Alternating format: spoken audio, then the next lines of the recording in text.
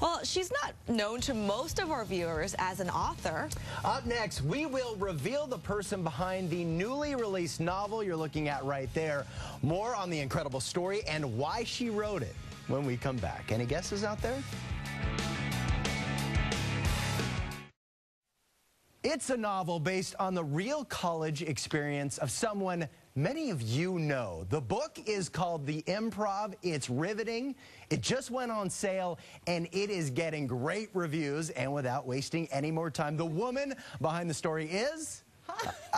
you know her, Q13 FOX meteorologist, MJ McDermott. Thank you. Thank you, Matt. Congratulations. Thank you very much. It's interesting sitting with you in this capacity, it feels interviewing you. Strange to be here instead of over there in the front of the green wall, ready to tell you it's foggy outside. Yeah. But it shows how many layers you have to your personality. All right. Let's talk about this book. This is the story of your college experience. Yes. When I was a college theater major, over 30 years ago, I got cast in the show Hair with the rock musical, the lead in the musical, and we were all very excited because the director did these electric productions, but there were also these rumors about improvisations that he did during rehearsals, and improvs are where you act out scenes to get more into your character, that were, let's just say people regretted them later. But nobody from previous casts ever talked about what went on, and it wasn't until I was in one of his productions that I saw what went on. He liked to, I'll just say, he liked to take the men separately, create scenes that were violent and sexual, and watch. And after being in one of his shows, I thought it was time that he stopped being a director at this university. And these are young, impressionable students. Yeah, and this is a question, too, because it's not like the Jerry Sandusky story where it was children, for instance. Everybody they're all adults. Pretty much 18 and over, right. So the question becomes, what is abuse? What is, you know, people are making their own decisions. Is it illegal? Probably not, because they're adults. And yet, a professor has power over a student, whether it's through grades. In arts, it's like whether you get to be in a show or not, whether you get an internship. There's a lot of ways that there's power, and so there is an imbalance there. And if somebody is some kind of a predator, they can manipulate the situation and harm other people. And you recognized that, and you actually became a whistleblower. Yeah, that was a challenging decision because all the time I was questioning myself, you know, is this something you need to do for your art? Which we were all wondering, well, maybe you do need to do this kind of stuff. But then when push came to shove and I thought about it and talked to the men, it seemed to be wrong.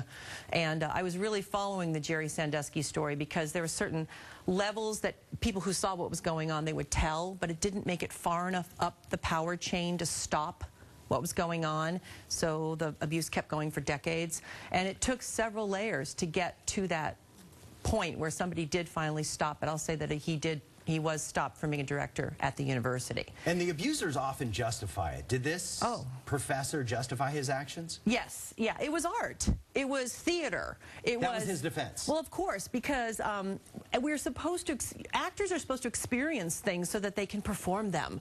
You know, there's creepy things in movies. So how much do you need to experience in order to play it? Do you actually need to kill somebody to play a murderer? I don't think so, but where's that line, you know? And the famous Dustin Hoffman, apparently in Marathon Man, was being tortured with a dental drill and said, I want to feel it, I want to feel the dental drill. And Laurence Olivier famously said, my dear, that's why we call it acting. You don't need to feel everything. You don't necessarily need to experience Point well taken. Everything. But there is that question, and I hope book clubs and whatnot will discuss that. You know, what's the difference between art, theater, and when does it become abusive? I want to talk about your experience with this book. You work some tough hours. You're getting up super... When do you get up for work? I get up at 3:45 in the morning to get here, and I'm on from 6 to 10. You're raising two boys, demanding schedule. How do you have time to write a book? Okay, I wrote the initial draft in the early 90s, 10 years after the event happened, I think just to get it off my chest, and then I put it under the bed for 20 years. 20 years? Yeah. And then my mother-in-law found the book in her garage because I let her read it, and she said, you want this back? And I said, okay. And I read it again, and I went, oh my gosh, I think people would read this now because of what had happened with Penn State, Rutgers, Tyler Clementi at Rutgers, and of course the priest pedophile stories. So I spent the last 2 years rewriting it in the little bits of free time that I have in between doing the show and picking up my kids from school or whatever else they're doing. And by the way, I think one of the reasons I wanted to get this out now is because my twin boys are in high school drama now. They can relate. They're going into college in a couple of years, and I want young theater students to know that this can happen so that they can protect themselves. So they won't be like all of us in hair where we're like, are we supposed to do this? I guess we're supposed to do this. Or I'm not an actor if I don't do this. Or I'll be kicked out of the play if I don't do this. I'll be blackballed. I'll never have a career. You're trying to make your way in the drama field. Yeah. You want to trust. We are super proud of you. Congratulations on putting out a book. Thank you, Matt. It's very commendable. Where can people buy it real quickly? It's on Amazon.com in paperback and on Kindle. All right, MJ. And you can see MJ, of course, every morning right here on Q13 FOX News, starting at 6 a.m. Congratulations. Right. Thank you, Matt. Back to you guys. That's right. Congratulations, MJ. So talented she is. So impressive. And she's so transparent. Yes. And we want a discount because we work with you.